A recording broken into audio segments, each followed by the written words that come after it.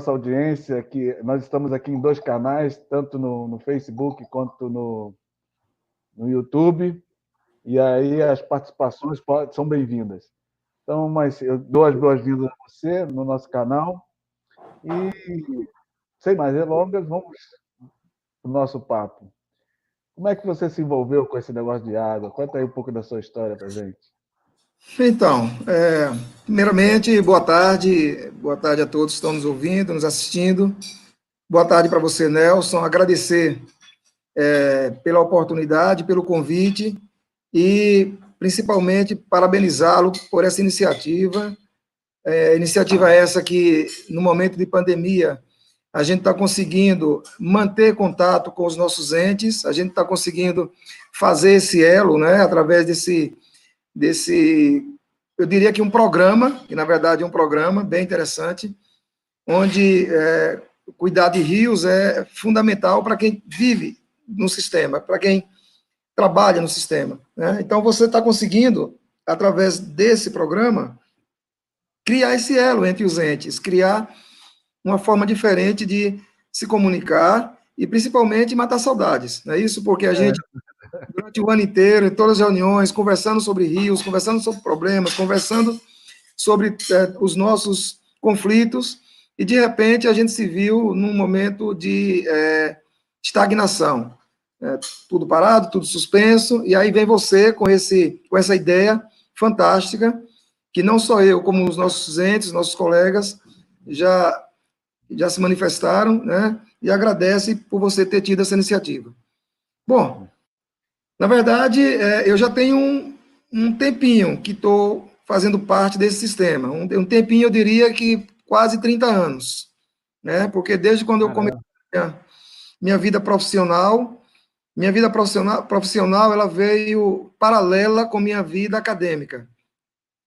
Quando eu entrei na universidade, eu tinha esse olhar, esse foco para a questão da natureza, tanto é que eu fui buscar na geografia esse entendimento, esse conhecimento, buscar os conceitos da geografia para me aprimorar, e aí fui vendo que cada vez mais a gente podia se envolver com as questões ambientais e com as questões de vida no nosso planeta, né? Aí eu comecei a me envolver mais e mais, na empresa a qual eu trabalho, que é a Companhia de Saneamento de Sergipe, né, a DESO, me deu a oportunidade de conhecer melhor o meu estado, viajando o estado inteiro, mesmo sendo um estado pequeno, geograficamente, mas eu tive a oportunidade de conhecer o estado de Sergipe de ponta a ponta, e aí levantou aquela curiosidade de saber por que há essas disparidades tão grandes, né, entre as regiões, entre os lugares. A geografia abriu meus olhos. Isso, para mim, foi fantástico. E envolver com as questões ambientais, Nelson, foi, assim, uma graça para mim, uma dádiva, né, porque a própria geografia já trabalha isso. E quando você trabalha numa empresa que tem muito a ver com água, com recurso hídrico, com vida, aí você se empolga cada vez mais e vai buscar cada vez mais se aprimorar, se aperfeiçoar. E aí eu fui buscar na graduação, depois eu vim trabalhar com um bacharelado também nessa área, depois fiz um mestrado no ano de 2001, e agora em 2014 eu concluí meu doutorado, onde eu trabalhei também as questões voltadas para recursos hídricos, né? Então, para mim foi fantástico, e tem sido, né? A minha vida profissional e acadêmica.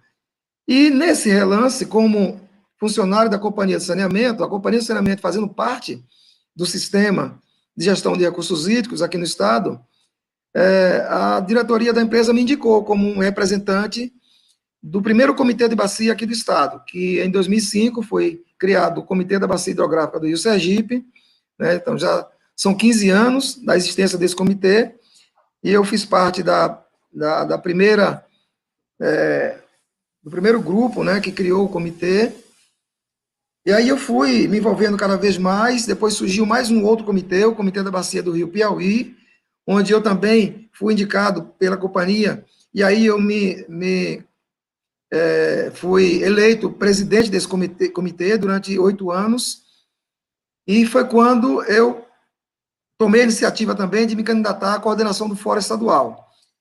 Então, hoje eu ainda estou como presidente do Fórum Sergipano de Comitês de Bacias, e aí, como presidente do Fórum, eu abri o espaço para que eu fosse o representante do Estado no Fórum Nacional de Comitês. Né?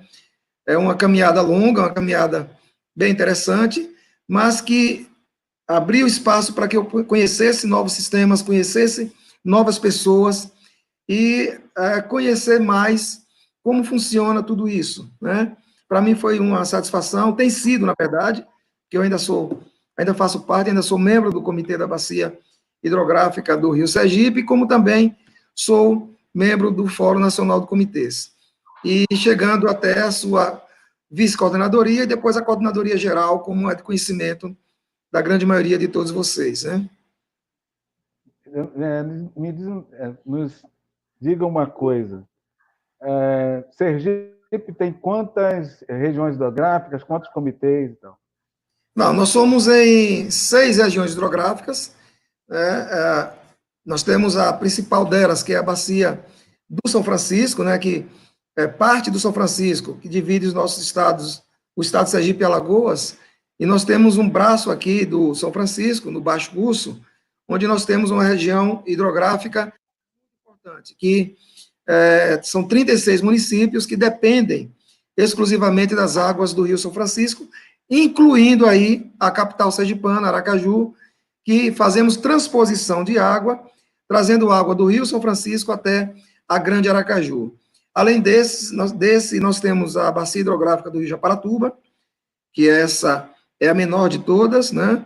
Depois temos a bacia hidrográfica do Rio Vaza Barris, a bacia hidrográfica do Rio Sergipe, que, ao meu ver, para o estado, excetuando a do Rio São Francisco, que é uma bacia interestadual, né? Bacia federal. Nós temos a bacia do Rio Sergipe, que é eminentemente sergipana, e depois a bacia do Rio Vaza Barris, Real e Piauí.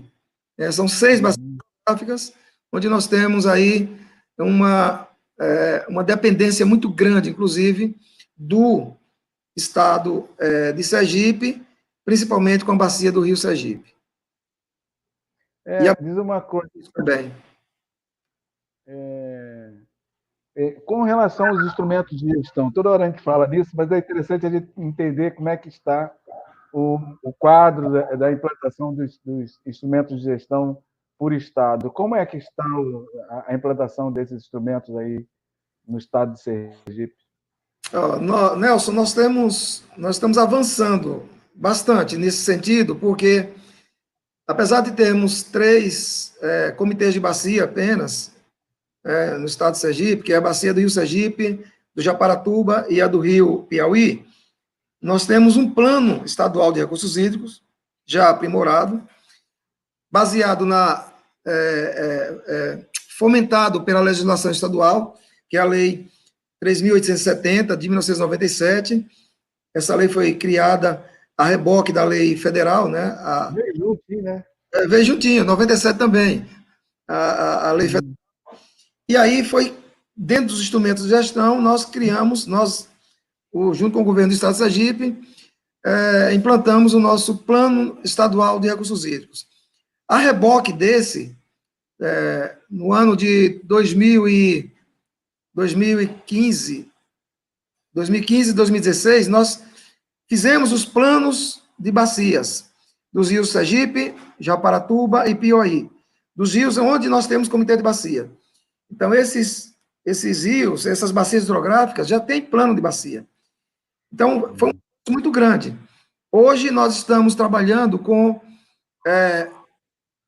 o enquadramento dos corpos de água, como também a cobrança pelo uso da água, apenas de início, né, na bacia hidrográfica do Rio Sergipe. Os trabalhos já foram contratados, já foram concluídos, nós já aprovamos, o comitê já aprovou, no caso, tanto a cobrança quanto o enquadramento. O Conselho Estadual de Recursos Hídricos, o qual eu faço parte também, já aprovou, aguardando apenas uma decisão deliberativa da Assembleia Legislativa, né? Então, dentro desse contexto dos instrumentos de gestão, eu diria que o Estado de Sergipe vem avançando, não como a gente gostaria, porque nós somos um Estado relativamente pequeno, pobre em água, muito pobre em água, e onde nós teríamos que ter esses instrumentos já em vigor para que a gente pudesse ter mais controle educacional para o uso da água.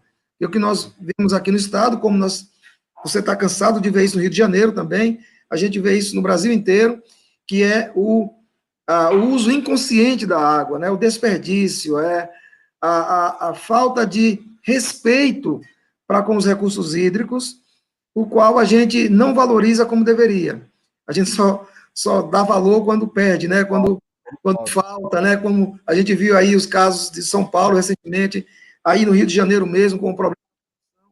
É quando a gente vai discutir água, é quando a gente vai levantar essa bandeira para que a sociedade veja a importância dos recursos hídricos. É só quando há um problema. Quando isso deveria ser uma continuidade, deveria ser algo comum, não é isso? Uhum. E a cobrança? Como está a cobrança aí? A cobrança ainda não foi implementada. A gente está aguardando a Assembleia Legislativa do Estado de Sergipe fazer a leitura do projeto e a aprovação. Está havendo, na verdade, a gente sabe que sempre há aquelas discussões mais brandas e mais acirradas por conta de quem vai pagar a água, né? No nosso caso aqui, como as bacias hidrográficas elas não têm um aporte muito grande do agronegócio e de indústrias, quem mais vai pagar a água aqui vai ser a companhia de saneamento, a água que é utilizada para abastecimento, né? Então, há uma discussão muito forte nesse sentido, porque, principalmente pelo fato de fazermos transposição para Aracaju, a gente traz água limpa para cá e despeja no Rio Sergipe, que é onde está a cidade de Aracaju, a gente despeja esgoto. Então, há uma discussão muito forte nisso, né? Porque o hidrográfico do Rio Sergipe é quem recebe todos os resíduos de efluentes da Grande Aracaju. Aproximadamente 1 milhão de pessoas moram nessa região. Uhum. Uhum. Esses aspectos são coisas que a gente precisa levar ao conhecimento da sociedade, né? Porque para a sociedade entender isso, pelo menos pega água boa e joga água poluída, pelo menos acima da captação, pelo menos isso. Isso. A gente pega a limpa, né? E depois despeja água suja, né? Porque não diferente do restante do Brasil, uhum. Latina, né? Sergipe não fica, não é uma ilha. Nós temos problemas muito sérios dos passivos ambientais aqui, principalmente relacionados a coleta e tratamento de esgotos. Nós tivemos aqui, Nelson, para você ter uma ideia, a cidade de Aracaju foi a primeira a receber uma linha de esgoto, isso em 1917. 1914, desculpem. 1914, nós tivemos a primeira linha de esgoto no centro da cidade. Depois, não se fez mais nada. Passou-se 70 anos. 70 anos depois, em 1984, é que a gente foi ver essa necessidade e começar a investir em sistemas de esgotamento sanitário. Nesse período, a cidade cresceu. As necessidades aumentaram, inclusive. E aí foi que a gente foi correr a reboque para ver se conseguia se aproximar um pouco mais, né, da questão do atendimento da água potável e da coleta de esgoto. Hoje, Aracaju tem aproximadamente 50% da malha urbana com sistema de coleta e tratamento. Então, você vê que é um número muito pequeno ainda para as nossas necessidades. Sendo que no estado de Sergipe, as nossas bacias hidrográficas, os nossos rios, eles recebem uma grande carga de efluentes in natura por falta justamente desses investimentos em rede de coleta e tratamento de esgotos. Então, nós temos pouquíssimas cidades apenas das 75 cidades do estado, né, são 75 municípios, não é isso? Nós temos esse trabalho apenas em 10.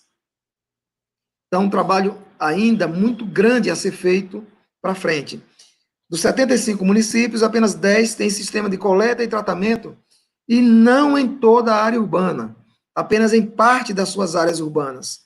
Então, veja que é um passivo muito grande, há uma necessidade de investimentos altíssima para o Estado de Sergipe, onde nós não temos esse recurso, nós não temos dinheiro.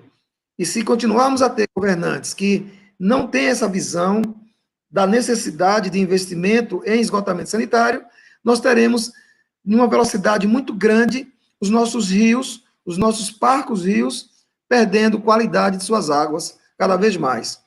Sendo que essa equação não vai nunca se equilibrar, não é? A gente não vai ter uma equação equilibrada porque aumenta o número de pessoas, de nascidos, aumenta as necessidades da população e aumenta o número de rios poluídos.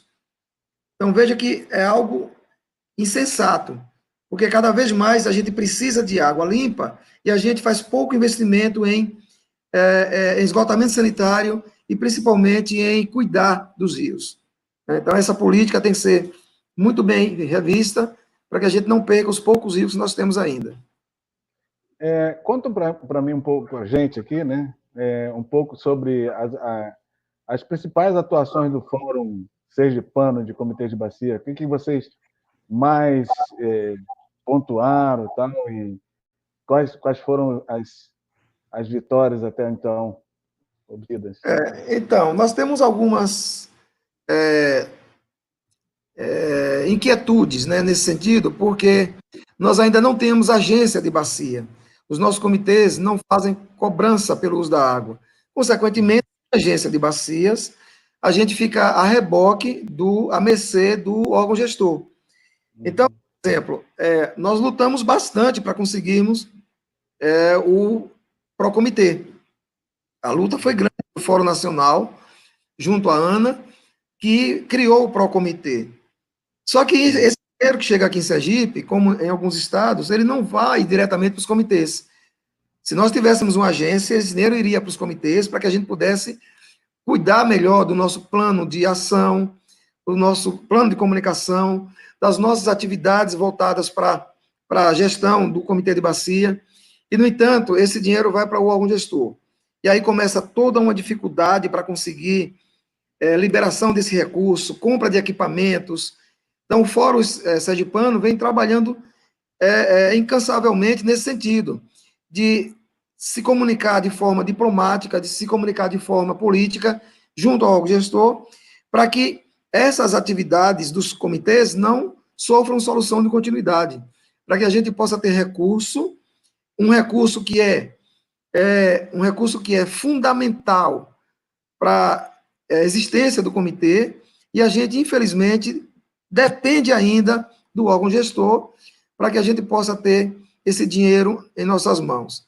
Apesar disso, os ganhos, as vantagens que nós tivemos foram muito grandes, porque o fato de termos, por exemplo, o Progestão, nós, do Fórum Sergipano, conseguimos, quando da criação do Progestão, criar uma rubrica dentro do programa de apoio aos comitês de bacias.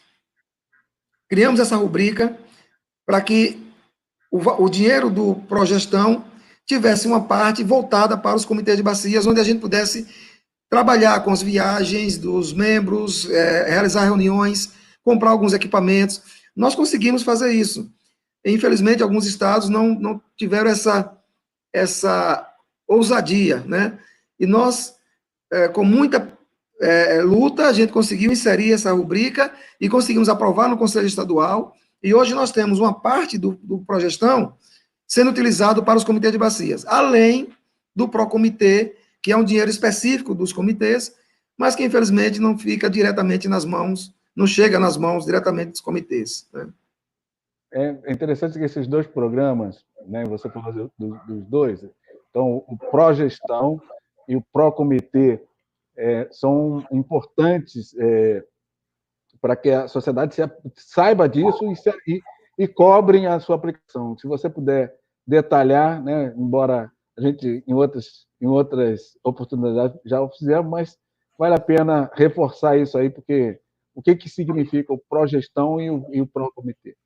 Então, são programas da Agência Nacional de Água, né, onde nós temos um ganho muito grande na criação desses programas, porque o Progestão ele veio para fomentar, para fortalecer os sistemas de gestão de recursos hídricos do Estado.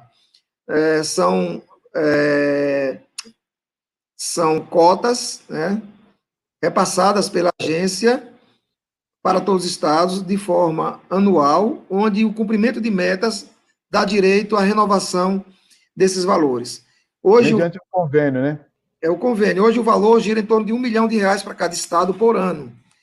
No cumprimento das metas, que são pré-estabelecidas entre o órgão gestor e a Agência Nacional de Águas, no ano seguinte tem mais R$1 milhão para receber. Se você não cumpre totalmente as metas, vai glosando parte desse recurso, onde o Estado deveria ter direito, né? O Procomitê, um ganho maravilhoso para os comitês de bacias, os quais alguns comitês sobrevivem especificamente desse recurso, porque ele traz uma luz para aqueles pequenos comitês, para aqueles comitês que não têm recurso algum, principalmente quando o órgão gestor tem muitos comitês no Estado, né? E o Procomitê, ele veio a trazer um recurso específico para aquele comitê, no valor de R$50 mil por ano, onde esse recurso é possível de ser utilizado para fomentação de reuniões, compra de equipamentos, para pagamento de passagens para a sociedade civil se deslocar, pagamento de coffee breaks, para a gente poder ter um pouco mais de conforto nas nossas reuniões, para a gente buscar soluções para alguns problemas, ou seja, a gente sabe que sem dinheiro, sem recurso, não se faz absolutamente nada. E foi com esse entendimento, com essa visão, que nós levamos essa problemática para a Agência Nacional de Águas e houve uma sensibilidade muito grande, a qual eu quero aproveitar o momento para agradecer à Agência Nacional de Águas, na pessoa do Humberto, do ex-diretor o Vicente Andreu, né, hoje com a Cristiane, e a gente se mantém ainda vivo com esse programa, que é fundamental para a sustentabilidade dos comitês de bacias, principalmente dos pequenos comitês de bacias em todo o Brasil. Vou aproveitar aqui a sua deixa para dar as boas-vindas aí a Gica Mendes, né, que ela colocou aqui para a gente o seguinte: muito importante essa discussão. Quanto mais damos publicidade a assuntos como este, mais pessoas estarão envolvidas na busca de soluções efetivas e duradouras. E aí ela complementa aqui: parabéns pela iniciativa, Nelson, parabéns, Luiz Carlos, pelas informações que estão trazendo. Então, obrigado aí pela parte que nos toca, né? Dica. Ótimo. Diz uma coisa. Bom, aí vamos então caminhando aqui para o nosso assunto central, que eu acho que vai na mesma linha, né? Gestão e conflitos pelo uso da água. O que você tem nos dizer sobre isso? Então, gestão e conflito, né? Eu acho que esse talvez seja o nosso maior problema hoje para conseguirmos alcançar os nossos objetivos perante as nossas necessidades, diante das nossas necessidades, né? Fazer uma gestão compartilhada, participativa, democrática, diante de tantos conflitos pelo uso da água que nós temos em todo o Brasil, principalmente nas regiões do semiárido e das regiões da bacia amazônica. Por incrível que pareça, muita gente pensa que na Amazônia não tem conflito pelo uso da água, mas tem bastante conflito pela qualidade da água, né? Principalmente pelo acesso à água das populações ribeirinhas, das populações mais pobres. Assim como aqui no Nordeste, nós temos também uma dificuldade muito grande de acesso a essa água por conta da escassez, da irregularidade pluviométrica e da crescente, do crescimento exponencial, né, da população, cada vez maior em cidades, em áreas urbanas. E aí a gente se depara com alguns conflitos, principalmente pontuais, aqueles que envolvem a produtividade e sustentabilidade. Essa sustentabilidade, que é a dificuldade maior, que ainda não conseguimos equacionar, não conseguimos viver de forma sustentável, ao ponto de preservarmos o que a natureza ainda nos deu, ainda temos uma dificuldade muito grande de conciliar essa preservação com os nossos interesses econômicos. A economia mundial, a economia brasileira, ela está traçada principalmente no sistema capitalista, onde a exploração dos ecossistemas, a exploração dos recursos naturais tem se mostrado cada vez mais incessante. E isso faz com que haja uma certa dificuldade em manter os nossos sistemas hídricos, principalmente, equilibrados. Nós temos aqui, no estado de Sergipe, alguns conflitos, os quais nos deixam até estarrecidos, porque, como nós somos um estado com pouca água, nós temos um balanço hídrico pouquíssimo favorável, mas é pouco mesmo, ele não é de grande favorecimento a inúmeras atividades industriais, inúmeras atividades do agronegócio, mesmo por questão física, né, geográfica, mas por questões mesmo de termos recursos hídricos suficientes para isso. Infelizmente, não temos. Temos uma dependência, inclusive, do Rio São Francisco. O que é que nós vimos aqui no estado, Nelson?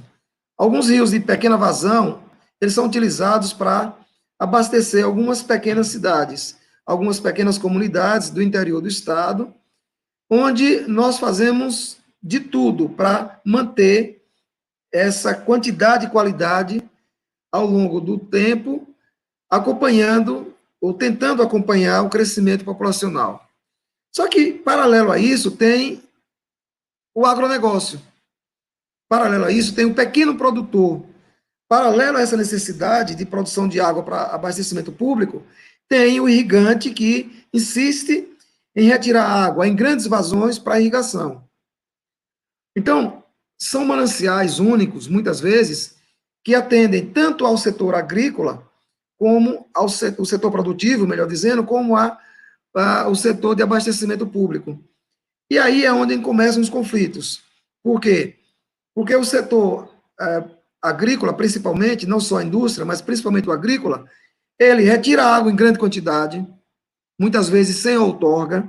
Esse é outro problema muito sério que nós temos aqui em termos conflitantes, porque as outorgas não são acompanhadas do início ao fim, elas são muitas vezes, aquele produtor ele é muitas vezes outorgado para retirar determinada vazão, mas ao longo do tempo ele ultrapassa essa vazão autorizada, prejudicando alguns outros produtores a montante.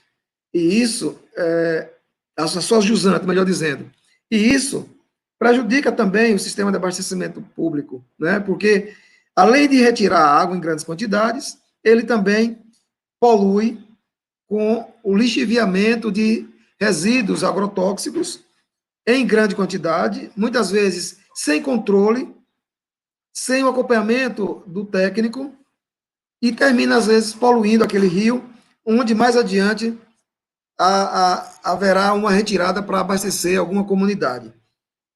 Sem contar o comprometimento da qualidade da água com a grande quantidade de sedimentos, que uma vez desmatando suas matas ciliares, esse solo fica exposto, levando os sedimentos para sua calha principal, e alterando a qualidade de suas águas. Esse é outro problema muito sério que nós temos aqui, por quê? Porque a Sergipe é um estado com topografia relativamente plana. Nós não temos regiões elevadas onde poderíamos encontrar rios de planalto. Nós não temos aqui. Basicamente, todos os nossos rios são de planície. Rios de planície têm velocidade reduzida, velocidade de fluxo reduzida. Então, se você tem uma grande quantidade de carga de sedimento, com mais carga de agrotóxico, com mais carga de lançamento de esgotos, né, de efluentes, em rios de planície, o processo de depuração é mais lento, comprometendo, principalmente, a retirada de água para abastecimento público. Então, por exemplo, a Companhia de Saneamento de Sergipe tem uma dificuldade muito grande para tratar a água de determinados rios, porque eles estão tão poluídos que a gente tem que utilizar, muitas vezes, uma grande quantidade de produto químico para tornar aquela água compatível com a potabilidade estabelecida pela Organização Mundial da Saúde. Então, esse é outro problema muito sério, onde o órgão gestor, onde os órgãos de fiscalização não atuam como deveriam, a gente tem falha nesse processo. Às vezes o comitê de bacia aponta o problema, mas a solução não é dada ao comitê, porque ele não tem poder de polícia, a gente sabe disso. A Companhia de Saneamento também não tem poder de polícia. Há investigações para os órgãos de fiscalização, mas a sua capacidade técnica aliás, a capacidade humana, a técnica é fantástica, agora a capacidade humana é limitadíssima. Então, vejam quantos problemas nós temos aqui para manter equilibrado a qualidade e a quantidade de água ideal para atender as necessidades econômicas, socioeconômicas, né, da população do estado de Sergipe.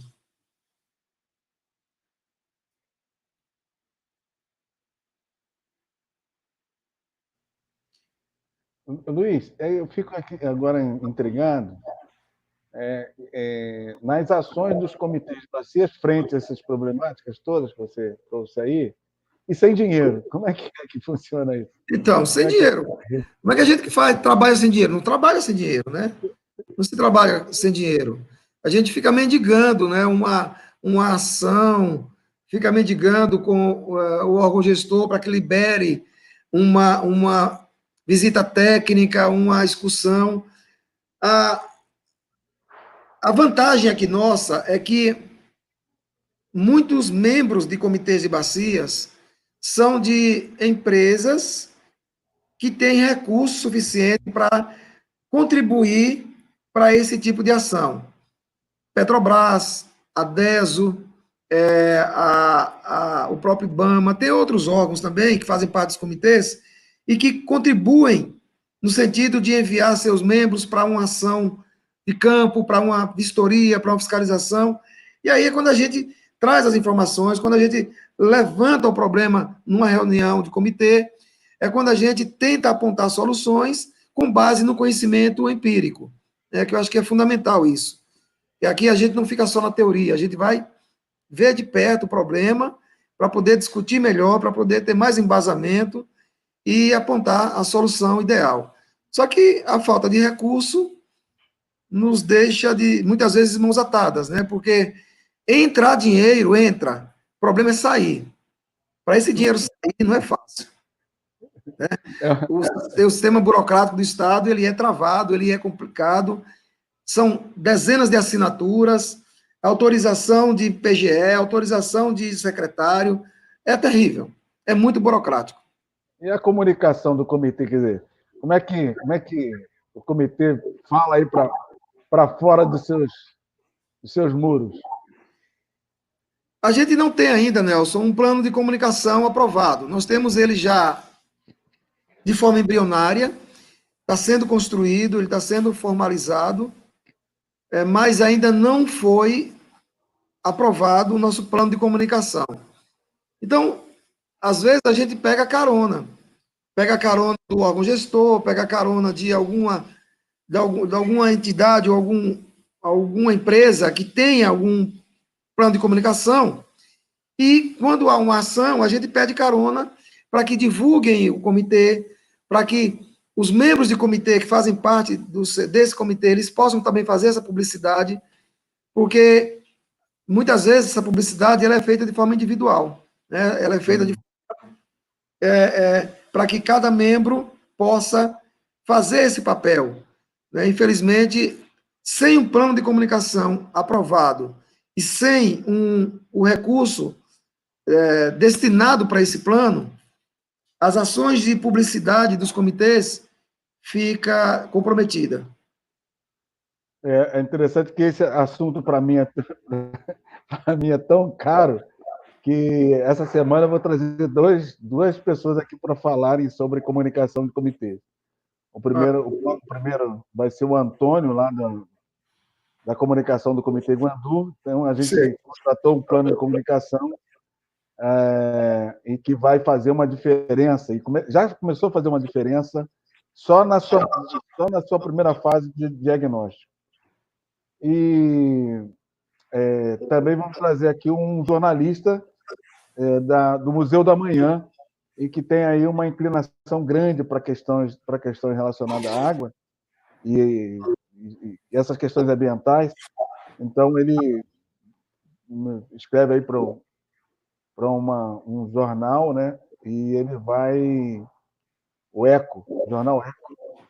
E ele fez toda uma cobertura por ocasião da questão da geosmina aqui no Rio de Janeiro. Sim.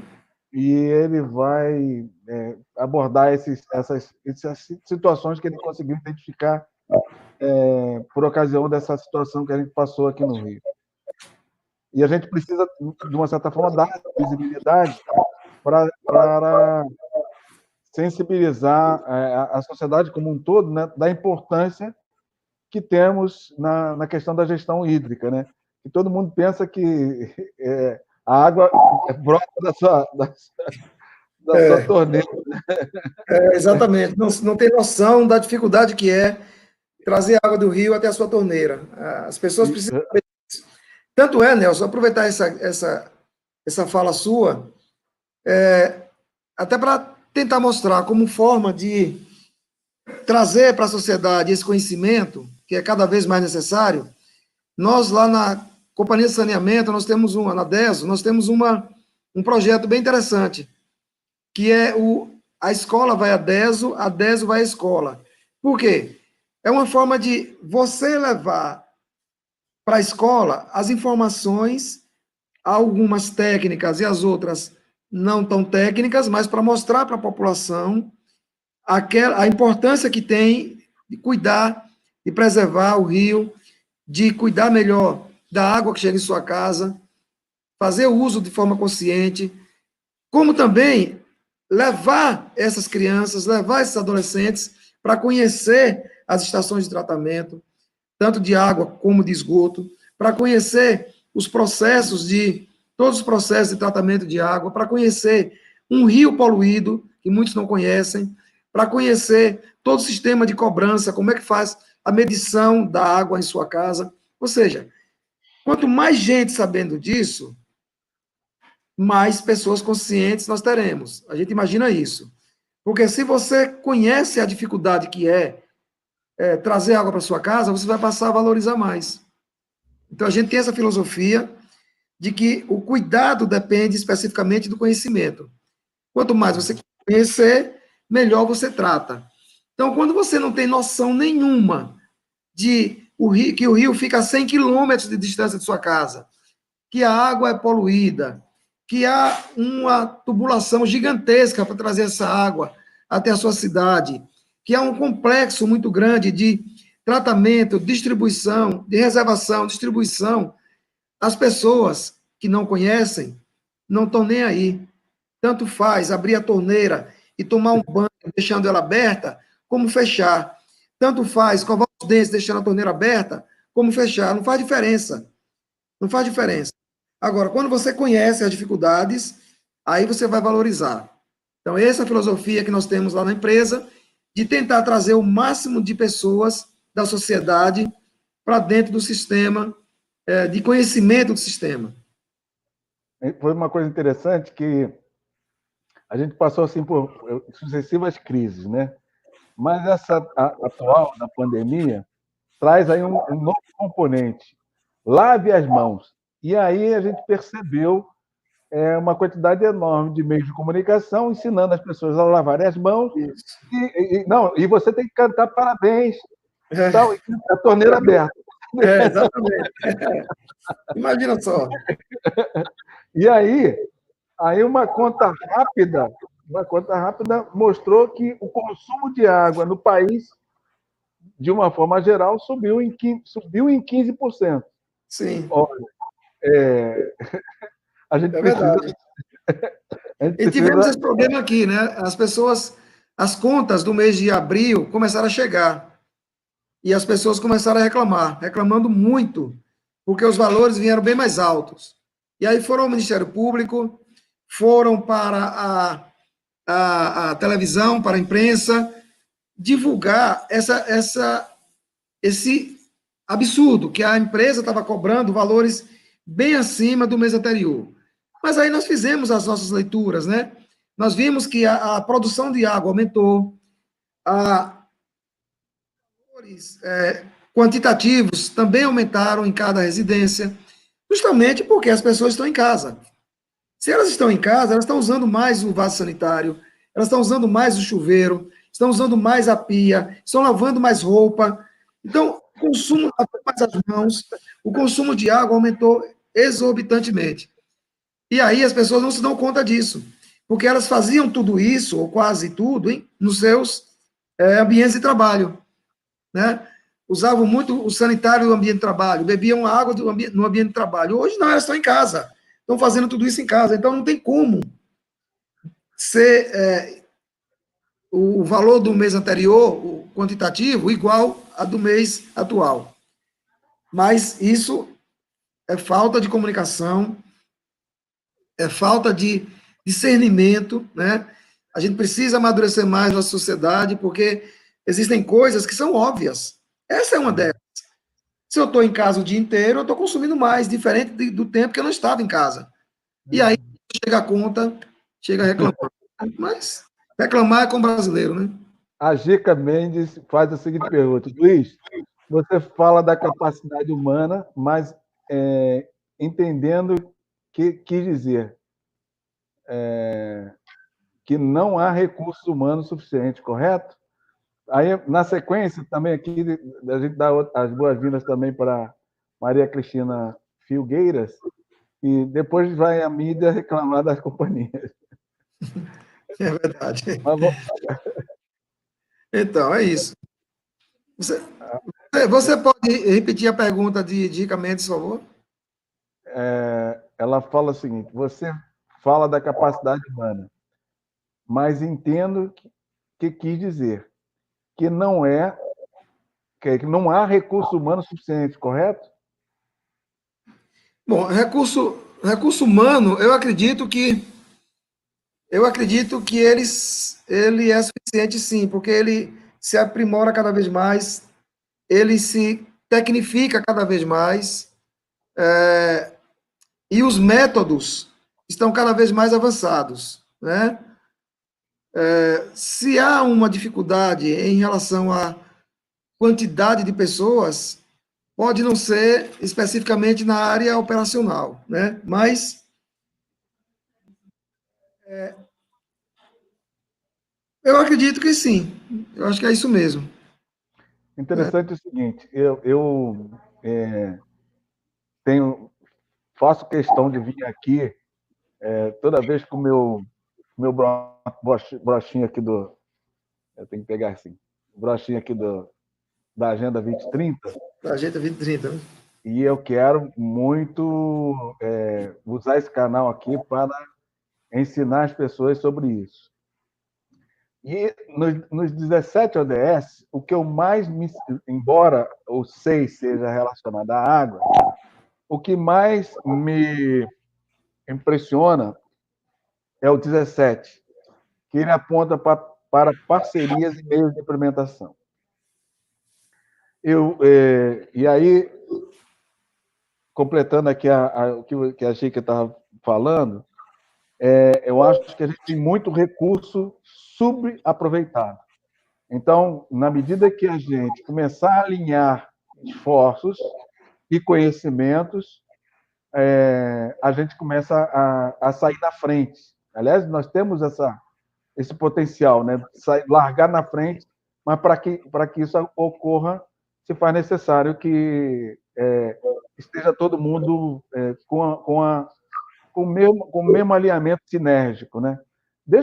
Aí, dentro dessa lógica, considerando, inclusive, que hoje eu tive reunião pela manhã da diretoria do Comitê Guandu e teve a participação lá do promotor de justiça do Rio de Janeiro, como é que está a relação de vocês, dos comitês, ou do Fórum Sergipano de Comitês, com o Ministério Público local?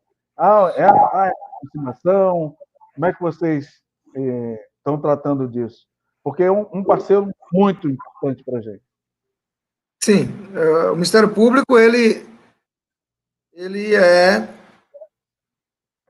intrinsecamente ligado com as questões que envolvem a gestão de recursos hídricos aqui. O Ministério Público tem sido um parceiro, principalmente quando a gente faz alguma solicitação ao Ministério Público, onde somos plenamente atendidos. Porém, a gente vê que o Ministério Público também tem algumas limitações. Talvez essas limitações são trazidas em função à luz da legislação. A legislação tem dificuldades de ser implementada, né, em alguns casos, onde o Ministério Público também tem algumas limitações. Mas aqui no nosso estado, a gente vê que alguns promotores de justiça são muito voltados para as questões ambientais.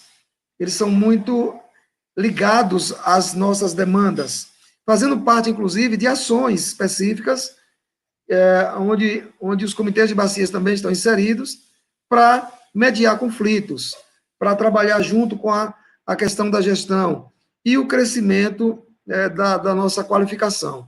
Né? Então, assim como o Rio de Janeiro que eu conheço, a promotoria pública daí é incrivelmente focada nessa questão do meio ambiente, dos recursos hídricos, né? Na Bahia também acontece do mesmo jeito, Pernambuco, Alagoas, o Ministério Público também é muito atuante no estado de Alagoas, ou seja, então a gente percebe que o Ministério Público tem essa função, né, de trabalhar junto com o entendimento social, para que as mediações de conflitos possam ser dirimidas da melhor forma possível e, principalmente, voltada para o bem-estar da maior parte da população. Eu quero pedir desculpa a Gica, porque ela disse aqui que a pergunta dela ficou fora do contexto, e daí talvez o entendimento não foi perfeito. Mas eu não queria interromper na medida que as pessoas vão entrando, para não atrapalhar seu raciocínio também. Mas, de qualquer forma, estamos caminhando. Não, tranquilo. Na sexta-feira, espero que eu traga aqui o promotor de justiça aqui do Rio de Janeiro, que vai falar sobre as várias atuações do Ministério Público do Rio de Janeiro, em parceria com o Fórum Fluminense e o Comitê de Bacias Hidrográficas. Está muito esperada essa participação dele, porque ele foi a pessoa, uma das principais pessoas a destravar essa questão, ou mostrar um entendimento incrível aí com a necessidade dos recursos arrecadados com a cobrança terem aplicações específicas e tem que ser respeitado isso aí. Então, haja o que houver, o governo não pode meter a mão nesse dinheiro, né, que ele tem destinação específica, e o promotor José Alexandre Maximino foi um baluarte aí na defesa das posições do Fórum Fluminense e do Comitê de Bacia e dos comitês de bacia do Estado do Rio de Janeiro, inclusive do Conselho Estadual. Juntamos forças para que isso aconteça. Então, vale a pena assistir e convidar, inclusive, os promotores. Sem dúvida. O Alexandre é muito bom, inclusive. O Alexandre é muito bom nisso. Já participou algumas vezes em algumas mesas do INCOB, né? Ele tem demonstrado muito conhecimento. Isso é um dos orgulhos que eu tenho, porque nos bastidores foi o Nelson que Não é fácil, não. acontecesse. Então, mas foi muito bom. Inclusive,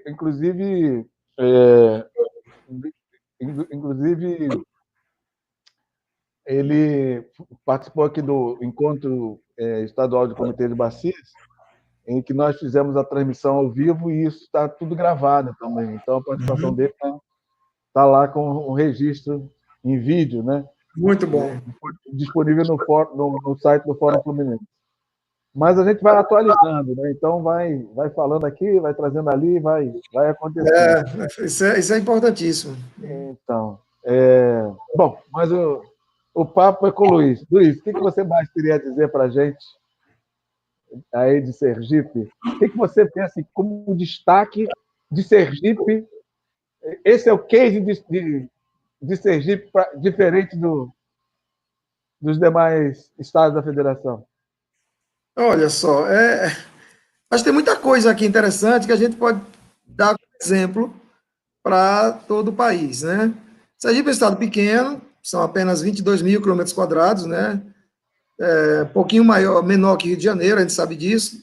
Porém, com uma economia totalmente diferente, nós temos algumas limitações econômicas e recursos naturais, né? Então, o que eu vejo aqui, Nelson, em relação a outros estados da federação, justamente pelo fato de sermos pequenos, estarmos numa região semiárida, uma região de difícil controle, difícil acesso às questões. Como é que eu melhor posso dizer, Nelson? Eu diria que a nossa região tem uma dificuldade maior no regime hídrico, regime fluvial.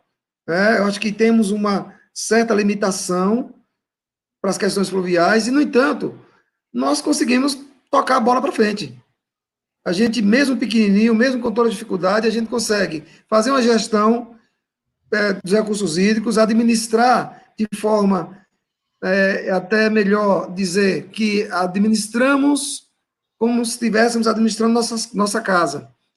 As poucas águas que nós temos, com muita dificuldade, nós sabemos que há uma problemática muito séria, que é a questão educacional. O nosso povo ainda não é um povo educado para saber cuidar melhor dos seus rios, cuidar melhor dos seus recursos naturais. Nós sabemos que temos que saber, nós temos que perceber que no futuro, se isso não for consertado agora, no futuro, isso pode ser um problema muito mais sério, né? Mas, assim, somos um Estado que podemos nos orgulhar da forma como fazemos gestão, da gestão participativa, integrada, e principalmente pelo fato de que temos aqui uma qualidade técnica em todos os setores, né? A Universidade Federal de Sergipe é outro exemplo, onde nós temos aqui vários cursos voltados para os recursos hídricos. Nós temos o Proficiamb, que é um programa profissional voltado também para as discussões e as questões ambientais, formando profissionais, formando mestres nessa área. Nós temos o Prodema, que é outro programa de desenvolvimento em meio ambiente, também formando profissionais excelentes, como doutores e mestres. Nós temos um mestrado em recursos hídricos, ou seja, temos muitos técnicos bons, temos um quadro técnico fantástico, professores maravilhosos, onde a gente pode apontar caminhos para essa sustentabilidade que a gente tanto almeja. O Almax diz aí que dos 41 milhões que a Agência Nacional de Água emitiu de boleto em 2019, na cobrança para o Comitê do São Francisco, né, para a Bacia Hidrográfica São Francisco, a DESO é a segunda pagadora. Então, o Max tem razão. A DESO paga aproximadamente 2 milhões de reais por para retirada de água do Rio São Francisco e atender aos 36 municípios que banham o baixo custo do São Francisco, como também atender a Grande Aracaju, com uma população aproximada de 1 milhão de habitantes. Então, a DESO tem esse compromisso, tem essa magnitude, né, de visão, saber da importância da água e saber e valorizar, na verdade, como está previsto na lei, né, com o seu pagamento.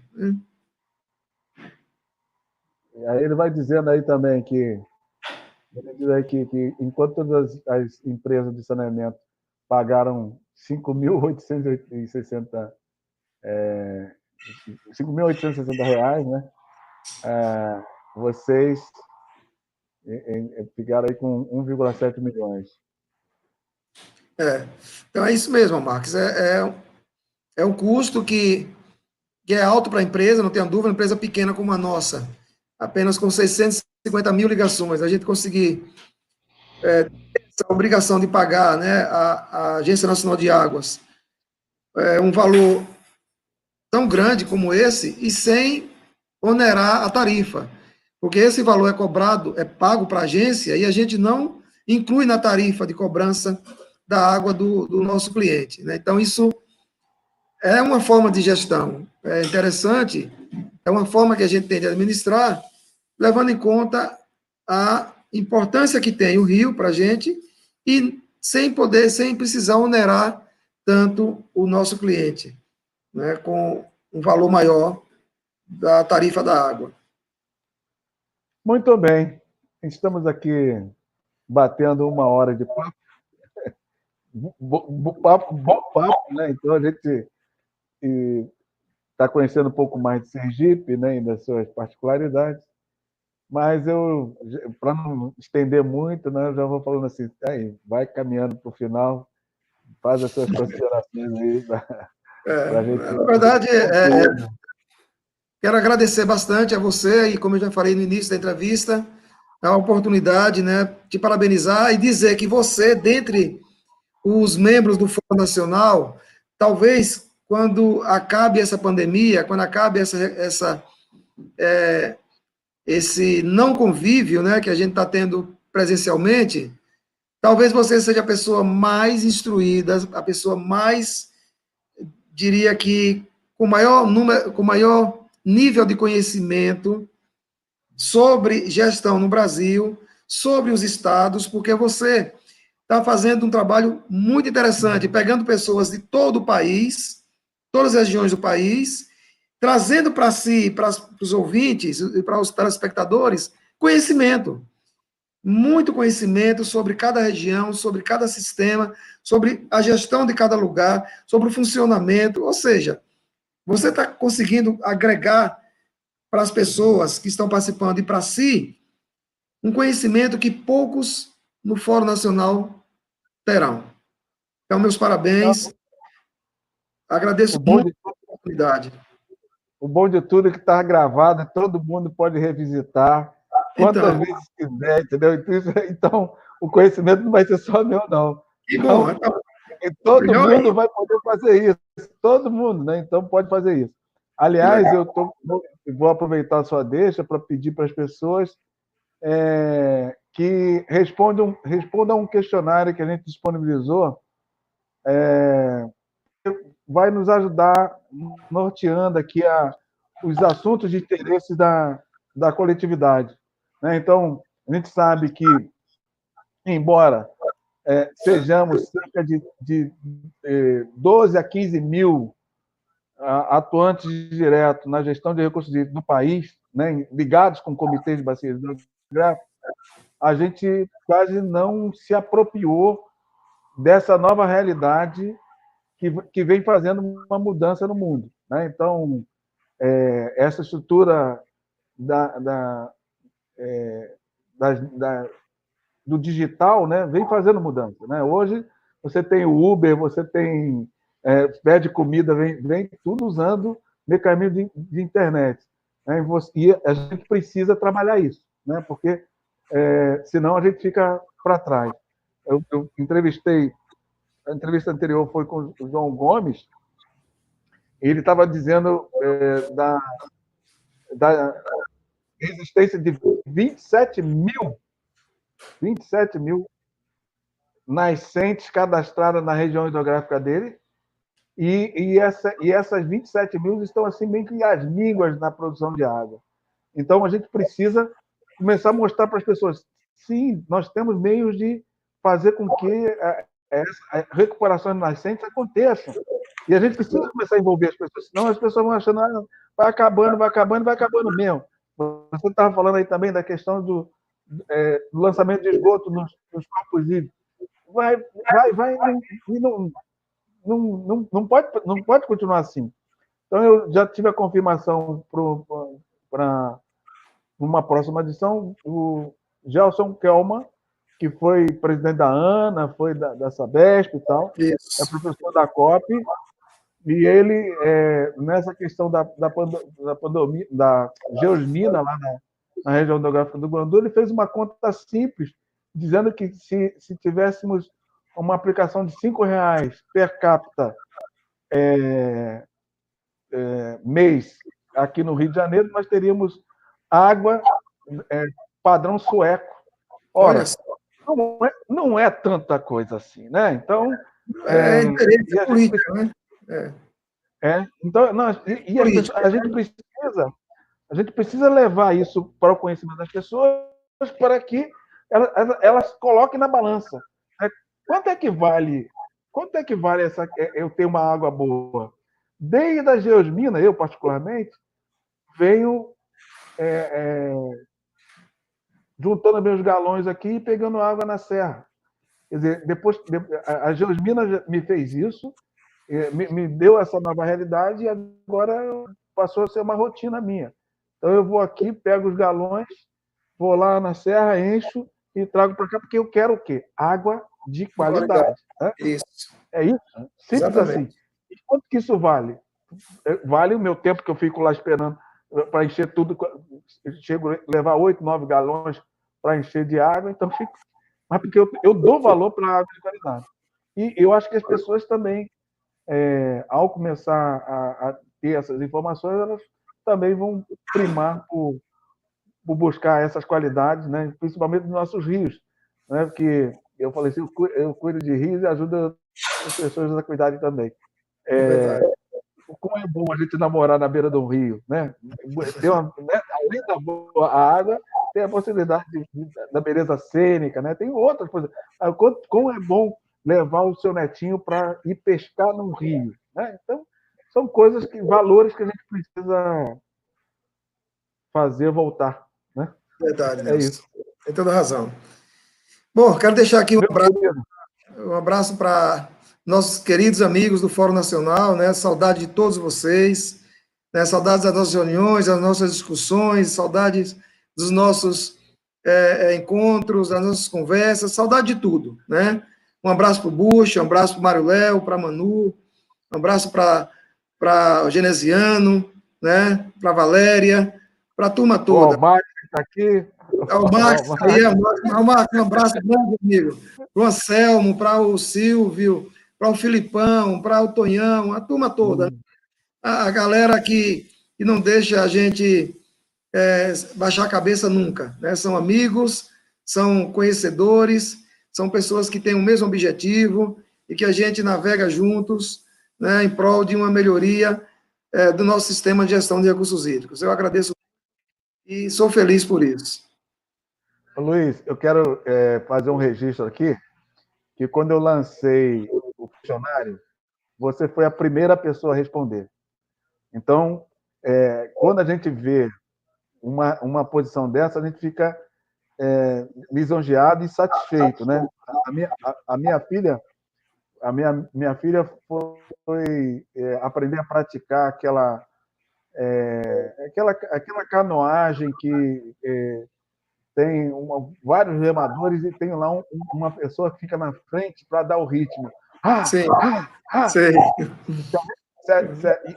E você falando aí das suas saudades, hoje também, recentemente, eu estava ouvindo aqui uma pessoa dizer da força de uma coletividade para proporcionar foco. né? Então, quando qualquer pessoa dessa que fica meditando, sabe o quão é difícil ter foco. A mente varia para... Mas e aí ele citou uma coisa interessante que me fez lembrar, eu no Maracanã, torcendo pelo meu Mengão, e aí o foco é 90 minutos só ali, né? Só ali, o mundo se fecha ali. Então, a coletividade nos traz a possibilidade de foco. Eu quero te agradecer publicamente por você ter sido o primeiro. E eu espero que o Estado de Sergipe seja o primeiro a ter todos os membros respondendo tal questionário, porque aí a gente vai ter elementos para caramba, não só para a gente abordar aqui no nosso canal, como também para ajudar a outros a nortear aí a questão hídrica, né? Porque vão identificar pontos importantes a serem preocupação, de dor que as pessoas têm com relação a essa questão hídrica. Um forte abraço, meu amigo.